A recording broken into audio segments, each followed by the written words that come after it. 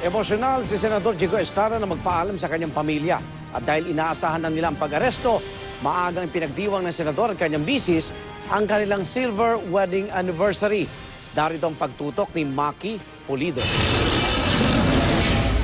Alam na ni Senador Jinggoy at pamilya niya na ito na ang araw na kinatatakutan nila.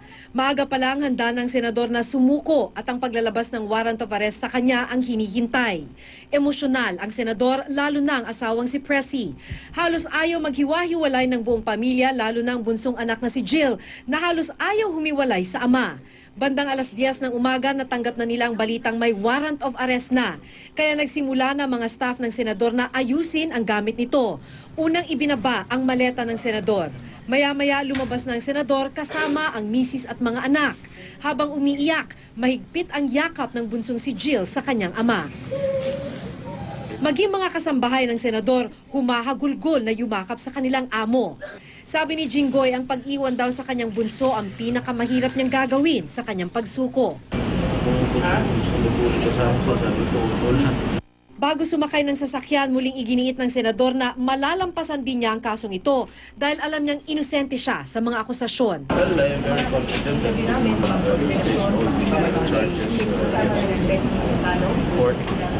Kaya sa panayam sa unang hirit kaninang umaga, sinabi ni Estrada na kilala at kaibigan niya si Janet Lim Napoles ang sinasabing utak ng pork barrel scam. Pero hindi raw totoo ang aligasyong kumikback siya ng mahigit 183 million pesos mula sa sariling PDAF na inilagak sa mga peking NGO ni Napoles.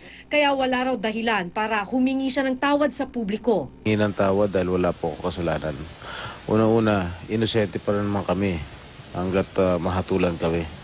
So, wala akong basehan siguro na humingi ng tawad sa taong bayan sapagkat sa akin palagay malinis po ang aking konsensya, wala po akong ginawang kasalanan sa taong bayan. Bago ang pag-aresto, buong weekend nagbanding ang buong pamilya ng senador.